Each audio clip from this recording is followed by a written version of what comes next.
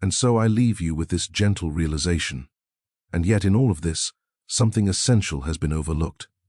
For if we were truly understanding the Master's words, if we were truly engaging in the kind of asking he spoke of, there would be no such thing as unanswered prayer.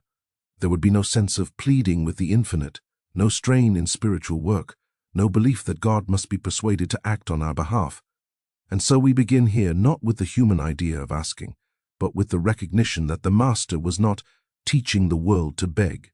He was unveiling a principle that operates at the level of consciousness, not belief. He was opening a door into the inner sanctuary, where God is not a being to inform or to convince, but a presence to recognize. You see, the moment we believe we must tell God what we need or instruct God on how to bless us, we have already stepped out of spiritual understanding and into the realm of human ignorance. For the Master also said, "Your Father knoweth what things ye have need of before ye ask him." And, unless those two statements are understood together, neither one will be understood at all. Let us then put aside the old notions of prayer as petition. Let us lay down the weariness of trying to reach a God somewhere beyond the sky. Let us release the idea of a remote deity who must be awakened or informed before good can flow. For the spiritual truth is far simpler and far more profound. God is closer than breathing, nearer than hands and feet, and the activity of God is forever fulfilled. Asking in the mystical sense is not an attempt to bring something into our experience. It is the opening of consciousness to that which already is. In these moments we share together, we shall explore the real meaning behind the Master's instruction. We will look into why so much asking produces so little receiving, and why the prayers of millions rise no higher than human words. We will discover what asking truly is, and what receiving truly means. And above all, we will turn inward, quietly, gently, so that the inner ear may begin to hear the voice that does not speak in words. It assumes separation. It assumes two powers. It assumes God somewhere and man somewhere else.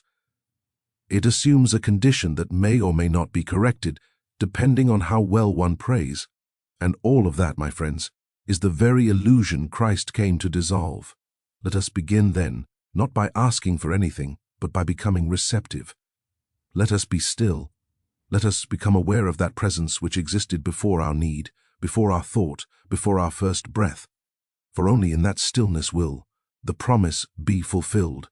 Ask and you shall receive. Now let us look more closely at this word ask, for here lies the root of most spiritual disappointment. Nearly the entire world has been trained to believe that asking means pleading with God for something. And so the prayers of humanity rise like waves of anxious desire, requests for money, for health, for success, for relationships, for the changing of circumstances, for the correction of outer conditions. Let us begin then not by asking for anything, but by becoming receptive. Let us be still. Let us become aware of that presence which existed before our need, before our thought, before our first breath. For only in that stillness will the promise be fulfilled. Ask and you shall receive. But I must tell you as gently as possible that this kind of asking is the reason prayer seems to fail. It is not because God withholds. It is because the one who asks does not yet understand the nature of God. Asking in the mystical sense is not an attempt to bring something into our experience. It is the opening of consciousness to that which already is. If God is infinite, if God is the fullness of being, if God is the very life of your life, then what is there to request? What lack can exist in infinity? What need can arise in wholeness? What deficiency can appear in completeness? The moment you ask for something, you have accepted a belief in separation from that which is already the reality of your being. That single subtle belief I do not yet have is the barrier to receiving. And so long as you approach God as a needy creature seeking favors from a higher power, you are not praying. You are projecting human fear onto the divine. This, you snorts, see, is why so many people say, "I have prayed, but nothing happened." Of course nothing happened. They prayed from the standpoint of a self apart from God, a self lacking, a self incomplete, a self hoping that an external deity might intervene. But the Master never taught such prayer. He never instructed anyone to cry out in desperation. He never encouraged anyone to direct God or bargain with God. He said simply, "Your Father knoweth what things ye have need of." If that is true, then any request that attempts to inform God is unnecessary, and any attempt to persuade God is ignorance. Consider this. If God is spirit, if God is love, if God is the very essence of your being, then when you ask for something, whom are you asking? Are you speaking to a being outside of yourself? Are you asking love to become loving? Are you asking wisdom to become wise? Are you asking infinity to supply what is already infinite? No, my friends, all such asking stems from the false sense of I, the human, limited sense that believes it stands apart from the source of its own being. For it is in that silence that the true asking happens, and it is in that recognition that receiving takes place, that I prays for things, that I begs, that I strives, but that I cannot receive, because it does not know who it is. Let us understand this clearly. Every prayer that begins with God, please give me, is built upon a false premise. Every request that tries to change the outer condition while ignoring the inner truth is doomed to frustration. For true prayer never seeks to change the outer. True prayer reveals the inner. And until that distinction is understood, the spiritual life remains a struggle. The tragedy is that the world has taken the most beautiful mystical instruction ever given, ask and you shall receive, and turned it into a technique for acquiring things. But Jesus was not speaking to the outer man at all. He was speaking to the inner self, the one who does not lack, the one who does not fear, the one who does not plead. And until this inner self is recognized, all asking becomes a confession of separation, and all receiving becomes impossible. And it is there in that shift of identity that receiving begins. Now that we have set aside the old notion of pleading with God, let us come to the heart of this teaching. For unless we understand what the Master meant by ask, we cannot possibly understand what it means to receive. When Jesus used that word, he was not speaking of words, nor of thoughts, nor of the lips that form requests. He was speaking of a shift of consciousness and in a turning, a movement away from the visible appearance to the invisible presence. And until this movement occurs, no amount of verbal asking will bear fruit. To ask in the spiritual sense is to turn within quietly, without effort, without desire, without agenda, and to rest in the awareness that God is already here. Asking. G is the moment in which your attention withdraws from the outer world, from the problem, from the fear, from the desire, and sinks gently into the stillness of the spirit. This is the real asking, the only asking that has spiritual value. For the moment you turn within, you are acknowledging a truth that most of the world does not recognize, that God is not out there, but here, not future, but present, not conditional, but eternal. You see, the Master's language was always mystical. He spoke, not to the outer ears, but to the inner hearing. When he said ask, he was saying become receptive.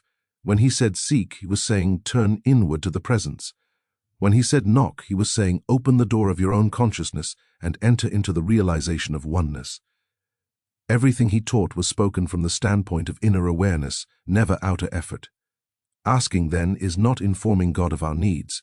It is awakening ourselves to the presence that knows our need before we speak. Asking is not trying to bring God into our experience. It is recognizing that God has never been absent. Asking is not attempting to draw good into our lives. It is acknowledging that good is the very nature of our being. And because this is so true, asking is always silent. It has no form. It is an inner posture, an inner attitude, an inner opening. Let us understand this very deeply. The human mind cannot ask. The human mind asks for things, for conditions, for outcomes, for improvements. It cannot ask spiritually, because spiritual asking requires the dissolution of that mind, the quieting of its noise, the surrender of its desires. Only the soul can ask. Only the deeper self can open itself to its own source. Only the heart that has become still can receive the inflow of spiritual realization. When you turn inward, not with words, but with receptivity, you have already asked. The moment you become quiet, you have asked. The moment you release the problem, you have asked.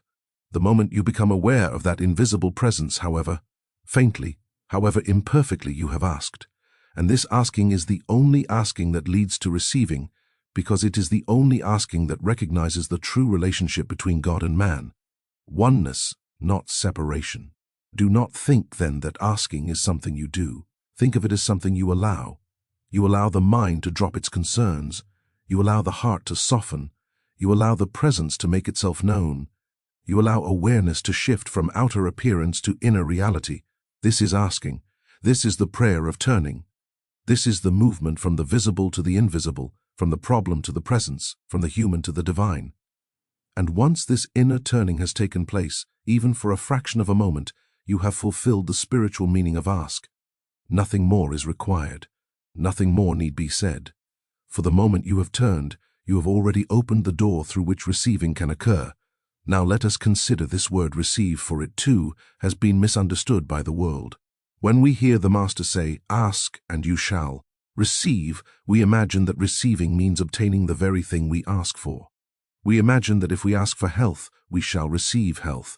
If we ask for abundance, we shall receive abundance. If we ask for peace, we shall receive peace. But this is not the nature of spiritual receiving. When you turn inward, not with words but with receptivity, you have already asked. The moment you become quiet, you have asked. The moment you release the problem, you have asked. The moment you become aware of that invisible presence, however faintly, however imperfectly, you have asked. And this asking is the only asking that leads to receiving, because it is the only asking that recognizes the true relationship between God and man. Oneness, not separation. To receive is not to get, it is to realize. It is the dawning within consciousness of a truth that has forever existed, but which we had not recognized. It is the lifting of a veil, the illuminating of awareness, the quiet unveiling of the presence that was never absent. The outer world may shift as a result, but the receiving itself is not the shift. The receiving is the inner realization that brings the shift to pass. You see, the entire world seeks to get, it seeks to acquire, to manifest, to draw into experience something that it believes it does not have. This is the human sense of life, always looking outward, always reaching, always striving. But spiritual receiving begins with an entirely different premise, that all of God's grace, all of God's completeness, all of God's supply, harmony, wholeness, and peace are already embodied within your consciousness. Not one good thing can be added to infinity, and your consciousness being one with God lacks nothing of the infinite. Therefore, when you receive, you are not receiving something new. You are awakening to what always was. You are recognizing that the very presence of God is the substance of your being, the source of your life, the law of your experience. And when that recognition dawns, even faintly, even silently, the outer conditions begin to rearrange themselves in accordance with that realization. Receiving is always an inner event. It may be followed by outer forms, healing, supply, harmony, opportunity. But these are not the receiving. They are the reflection, the shadow, the evidence of an inner shift. The receiving itself is the moment consciousness touches truth or truth touches consciousness. And in that moment you know without argument, without effort, that God is the only reality of your being. Consider how different this, from the human concept of receiving. The human mind expects results. It expects changes in form. It looks for signs. But spiritual receiving requires none of this. It may bring signs, it may bring changes, it may unfold in ways that surprise you.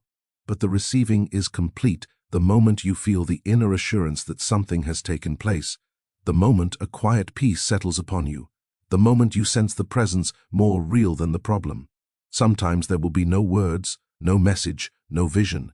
There will be only a subtle feeling, an inner, yes, a gentle release, a softening, a sense of being carried. And that too is receiving. For receiving is not dramatic. It is not emotional. It is not mental activity. It is the soul remembering itself. And so, my friends, understand this. You can receive without seeing any immediate outer change. You can receive while the situation still appears as before. You can receive without knowing how the outer condition will unfold. For receiving is not in the outer at all. It is in the silent realizations of the heart, and when those realizations come, even in the smallest measure, they carry within them the seed of outer harmony. Never look to the outer to determine whether you have received. Look only to the inner sense of peace, to the quietness that settles upon consciousness when the presence has been acknowledged. That peace is the sign, that peace is the receiving, and from that receiving the entire world of your experience will eventually conform. Thus we can say with confidence that receiving is not a matter of time, it is a matter of recognition. The moment recognition dawn, receiving is complete, and the outer world being but effect must in time reveal the inner truth that has been realized. Now that we have understood what receiving truly is, we must look deeply at what prevents it. Because, my friends, receiving is never withheld by God. Receiving is never delayed by God. Receiving is never earned nor deserved. It is only recognized. Therefore, the only barrier to receiving lies not in God, not in the universe, not in outer circumstance, but in the one who is asking. And until we see this, we will continue to struggle in prayer, wondering why the promise appears unfulfilled. The greatest obstacle to spiritual receiving is the belief that the one who asks is a separate, needy, incomplete self. This is the false identity, the I that lives in fear, the I that seeks improvement, the I that believes itself to be apart from God, the I that tries to earn grace, deserves grace, or persuade grace. But you see that I is a dream image, a mistaken sense of self, and no spiritual realization can enter while we cling to it. The moment you say I need, I lack, I want, I must have, you are speaking not from your true identity, but from the false self. That self cannot receive because it is built upon the belief in absence. It cannot receive because it believes in separation. It cannot receive because it asks from a standpoint that does not exist in spiritual reality. And as long as that false self remains the one who approaches God, there is no receiving, only desire, only struggle, only the endless cycle of seeking and disappointment. You may ask, why is it that I cannot receive from that place? It is because receiving requires recognition. Recognition of oneness, recognition of wholeness, recognition of the presence that is your very life. And the false sense of, I cannot recognize this because it is the belief in not having it. It is the sense of a self divorced from its own source, hoping somehow to be reunited. But your true self has never been separated. The separation exists only in the mind, not in reality. Imagine a wave upon the ocean, believing itself to be dry, begging the sea to give it water. Would this not be a tragic comedy? So long as the wave believes in its dryness, it cannot drink of the ocean even while being made of it. And so it is with us. As long as we approach God as if we are outside of God, as long as we ask as if God is elsewhere, as long as we pray as if God is withholding, we cannot receive. Not because the ocean withholds water from the wave, but because the wave believes it must convince the ocean to do what the ocean is already doing by its very nature. You can see then that the great obstacle to receiving is not the problem, not the condition, not the lack. It is the false identity that believes the condition has power. It is the false identity that believes something is missing. It is the false identity that believes it must solve or fix or acquire. As long as that false identity remains the asker, receiving cannot occur because receiving is the recognition of the truth that dissolves that identity. The false self prays for things. The true self rests in truth. Imagine a wave upon the ocean, believing itself to be dry, begging the ocean to give it water. Would this not be a tragic comedy? So long as the wave believes in its dryness, it cannot drink of the ocean even while being made of it. And so it is with us, as long as we approach God as if we are outside of God. As long as we ask as if God is elsewhere, as long as we pray as if God is withholding, we cannot receive the false self fears. The true self is peace itself. Therefore, before receiving can occur, something must happen not outside but inside. The false sense of I must become quiet enough for the true self to be heard. The mind that believes I lack must fall silent enough for the deeper realization I am to arise. The personal sense of self must yield not through effort, but through recognition to the presence of the infinite within. The false self begs for change. The true self knows all is already fulfilled in God. And when it dissolves even for a moment, even for a breath, receiving is instantaneous, because receiving is nothing more than the revelation of what you have always been. The presence you have sought is the presence that has been seeking you. Thus, I say to you, do not attempt to receive from the false self. Do not try to bring light into a darkness that exists only as a belief. Instead, turn within and let that false identity gently fall away. Become aware of the quiet self, the eternal self, the self that needs nothing from God because it is one with God. That self asks without asking, receives without waiting, and lives in the grace that has no opposite. Up to this point, we have spoken of principles, eternal truths that govern the relationship between God and man, between consciousness and experience. But principles, unless they become lived and embodied, remain only ideas. And so the question naturally arises, how do we practice this? How does one ask in the spiritual sense? How does one turn inward in such a way that receiving becomes possible? Let us enter now into a simple, gentle, yet profoundly transformative practice, not as a technique, but as an attitude of soul. The first step, my friends, is stillness. Not the forced stillness of concentration, not the strained effort to quiet the mind, but the simple willingness to sit for a moment without reaching outward. You need not make the mind quiet. You need only refrain from feeding it. Sit and let the mind chatter. If it must, you remain the observer, not the participant. The very act of sitting in that willingness begins the inner turning. Something in you softens. Something quiet within begins to open. The second step is releasing all desire. Lay down for this moment every human wish, every fear, every request, every imagined need. Not because these things are unimportant, but because they belong to the realm of the outer self, and the outer self cannot receive for a few minutes. Surrender the problem. Let the mind say, "But what about?" and let it say so without response. The more gently you release these concerns, the more deeply you turn toward the realm of spirit. The third step is the inward turning itself.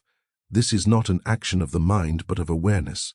You turn not outward to the world, not backward to memory, not forward to desire, but inward to the presence that is always here. How do you turn inward? By becoming aware that something within you is present before thought, beyond feeling, and beneath every appearance.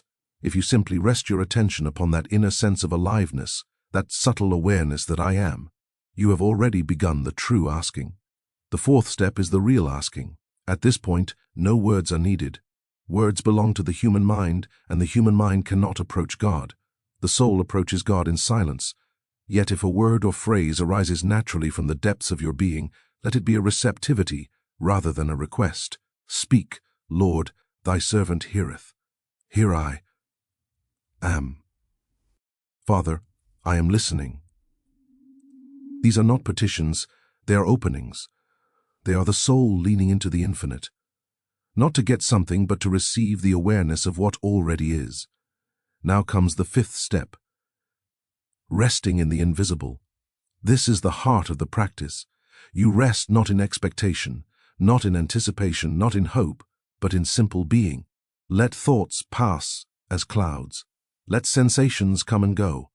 Let the body be at ease. You do nothing. You wait for nothing. You merely abide in that quiet awareness, which is your true self. In that abiding, a subtle shift begins. Sometimes it is a warmth, sometimes a presence, sometimes a gentle peace, sometimes nothing at all, but a sense of spaciousness. This, my friends, is the inner sanctuary. The sixth step is receiving, though no outward sign may indicate it. Receiving is the moment when you feel the slightest touch of peace, the faintest sense of assurance, or simply a deep quietness that was not there before. It may come as a whisper of knowing all is well. It may come as a lifting of concern. It is done. Or it may come as no message, no words, but a simple release, a sense that something has shifted within, even if you cannot name it. This is receiving. It is the soul recognizing its own completeness. And finally, the seventh step, allowing the outer world to adjust itself. Do not rush from your meditation seeking results. Do not examine your condition to see whether something has changed. Do not ask whether God has acted. God acted long before you're asking. All that happens now is that your outer experience begins to reflect the inner realization. The world will rearrange itself in due course, not because you prayed for change, but because you became receptive to truth. Your very consciousness has been touched, and the outer world must eventually conform to the new vibration. Understand that this practice is not a ritual. It is not something you must perfect. It is an attitude, a posture of soul. You may sit for 5 minutes or for 50. You may experience profound peace or only a momentary quietness. None of this matters. What matters is that you turn, however briefly, toward the invisible. That turning is the asking. The peace that follows is the receiving. The outer harmony that unfolds is the demonstration. Practice this gently, my friends, not as a way to get, but as a way to know, and you will discover that every time you turn inward, the infinite meets you there, not because you have called it, but because it has always been there, waiting for recognition. It may be helpful now to illustrate how this inner practice works in actual life, for principles become clearer when we witness their demonstration. I wish to share with you not as a miracle story, nor as something to be admired, but as a simple example of spiritual law in operation. A moment in which asking and receiving occurred in their purest form. Therefore, before receiving can occur, something must happen not outside, but inside. The false sense of, I must become quiet enough for the true self to be heard. The mind that believes I lack must fall silent enough for the deeper realization I am to arise. The personal sense of self must yield not through effort, but through recognition to the presence of the infinite within. What could I say to her? That she must pray harder, that she must declare truth more forcefully, that she must hold firmer to her affirmations? No, all I said was this: My dear, you have asked outwardly, but you have not yet asked inwardly. She did not understand. So I said, you have asked as a human seeking help. You have not yet turned as the soul seeking recognition. Some years ago, a woman came to me not for healing, not for supply, not for guidance, but because she believed she had reached the end of every resource available to her. The world had closed in around her. Her business was failing, her health was deteriorating, and the weight of anxiety seemed to crush her very breath. She told me, Joel, I have prayed every prayer I know. I have repeated every affirmation. I have visualized, begged, pleaded, and still nothing changes. We sat in silence. I said no words. I gave no treatment. I offered no affirmation. I did not reach outward for God, nor did I attempt to bring God into the situation. I simply became still, so still that the mind had nothing to grasp. And as I sat in that stillness, I felt the presence, not dramatically, not forcefully, but gently, like a soft breath that fills the row. Without disturbing a single thing. After a few minutes, something in her shifted. Her shoulders relaxed, her breath softened, her eyes, once filled with strain, grew quiet. She whispered, "What is this?" And I answered, "This is receiving." She said, "But nothing has happened." And I said, "Everything has happened." For in that moment, she was no longer asking from the false self. She was no longer trying to fix her life. She was not reaching for supply or healing or peace. She was resting in the presence itself, and in that rest, the soul received what the mind could never obtain. She left quietly, and for several days nothing in. Her outer life changed. But within something had been touched, something that could not be undone. Then little by little the outer world began to reshape itself. A business opportunity arose from a direction she could never have anticipated. A long-standing conflict resolved effortlessly. Her health began to show subtle signs of improvement. The heaviness that once clouded her mind lifted, and a new confidence took its place. When she returned to me weeks later, she said, "I didn't do anything. Joel, I didn't try, I didn't ask, I didn't beg. I only remembered that feeling of stillness. And I said that feeling is the receiving. When you touched the presence, the outer world had no choice but to respond. And so you see, my friends, the demonstration did not occur because her problem was solved. It occurred because she was solved. The real healing was not the improvement of outer conditions, but the disappearance of the false self that believed it must manage, control, or supply. When that self became quiet, the true self emerged, and the true self lacks nothing. The outer world simply conformed to the new awareness. Understand this well. The demonstration did not begin with action. The demonstration did not begin with prayer. The demonstration did not begin with thought. The demonstration began the moment she turned inward, truly inward, and received the peace that was already hers. Every demonstration in your life will follow the same pattern, not because it must happen a certain way, but because consciousness is always the cause and form is always the effect. Do not look to the form. Do not look to the result. Do not look to the world to confirm God. Confirm God within, and the world will align in its own manner and in its own time. This, then, is the way of true asking and true receiving. It begins in silence, unfolds in peace, and expresses itself in harmony, not through the efforts of man, but through the natural operation of divine law. Up to this point, we have spoken of asking and receiving as moments. Moments of stillness, moments of realization, moments in which the veil is lifted and the presence becomes tangible. But the spiritual life is not built upon isolated moments. It is built upon a state of consciousness. And so the question arises, what happens after receiving? How does life unfold when one begins to live from the inner awareness rather than the outer appearance? The first and most profound change is this. You no longer approach life with fear, not because the world has suddenly become gentler, not because circumstances always appear favorable, but because you have discovered that the real source of your being is not in the world at all. When you have received even once, even faintly, the assurance of the presence, fear loses its authority.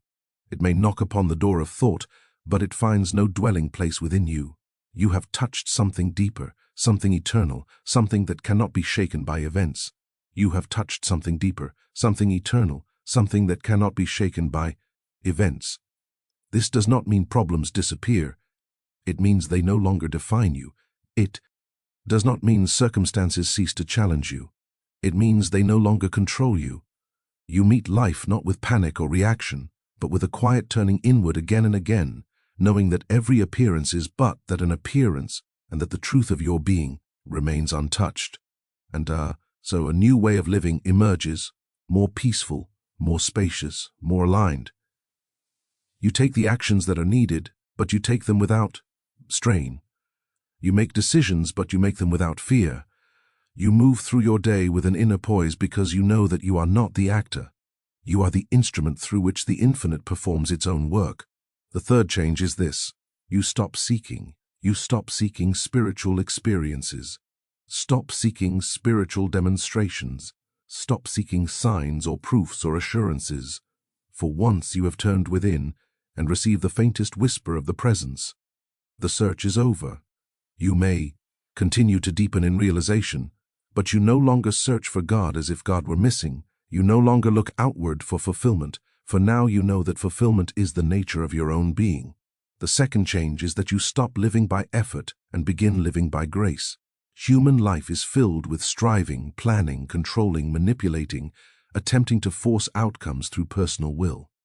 But once you have tasted receiving, you begin to realize that the personal will has never been the source of harmony. You begin to see that your greatest breakthroughs came not when you struggled, but when you surrendered, not when you commanded, but when you allowed. The fourth change is perhaps the most beautiful. Your relationships transform. When you live as one who receives, you no longer look to another person to complete you, to reassure you, to validate you, or to supply what you believe you lack. You meet others not from need, but from full. You see them not as separate minds and personalities, but as expressions of the same presence that animates you. And in that seeing, judgment dissolves, fear dissolves, expectation dissolves. What remains is love, not emotional dependency, not attachment, but the quiet recognition of the one appearing as the many. Finally, you discover something rare in this world, a continuity of inner peace, not the peace that comes when everything is going well, not the peace that depends upon the absence of conflict, but the peace that remains even when the waves of life rise. This peace is not produced by thought. It is not the result of affirmations or mental control. It is the natural fragrance of a consciousness that has turned inward and received the presence. It is the peace that Christ spoke of when he said, "My peace I give unto you," a peace that the world cannot give and the world cannot take away. This then is the life of one who receives, a life rooted in the invisible, guided by inner knowing, sustained by grace, undisturbed by appearances, and illumined by the awareness of oneness. Not a life free from challenges, but a life in which challenges become opportunities for deeper realization. Not a life without action, but a life in which action flows from the quiet center of being. When you begin to live this way, the promise of "ask and you shall receive" ceases to be a command or an instruction. It becomes a description of how the universe operates. It becomes a law written upon the heart. It becomes the rhythm of your daily life, a rhythm of turning inward and receiving, turning inward and receiving, turning inward and receiving until the line between asking and receiving disappears. And all that remains is the steady awareness of the presence that has always been. I do not say that you will no longer have desires or aspirations, but those desires will no longer arise from emptiness. They will arise from the fullness of being, which means they will unfold naturally without the strain of personal will. You will find that much of what you once pursued now comes to you effortlessly, not because you seek it, but because your consciousness has become a welcoming place for harmony to express itself. You may forget every word I have spoken. You may forget every principle, every explanation, every story. But if you remember this one thing, you will remember the essence of the infinite way. God speaks in silence, and only in silence can you hear. No book, no teacher, no outer method can replace this inner listening. Everything else is preparation for it. Everything else is a pathway leading you to the door, but only inner listening opens the door itself. You have learned what it means to ask, not to beg, not to plead, not to attempt to move an external God, but to turn inward in receptivity. You have learned what it means to receive, not to acquire, not to manifest, not to change the outer world by force, but to awaken to what already is. You have learned that the greatest barrier to receiving is the false sense of self, and that when that self becomes quiet, the true self stands revealed. This then is the life of one who receives, a life rooted in the invisible, guided by inner knowing, sustained by grace, undisturbed by appearances, and illumined by the awareness of oneness. Not a life free from challenges, but a life in which challenges become opportunities for deeper realization. Not a life without action, but a life in which action flows from the quiet center of being. There will be days when the mind is noisy and the world presses heavily upon you. There will be moments when fear arises, when doubt whispers, when the old habit of seeking outward attempts to take hold once more. When that happens, do not struggle, do not condemn. In yourself, simply turn again, however briefly, toward that quiet center within. Even a moment's remembrance is enough. Even the faintest whisper of the presence is enough.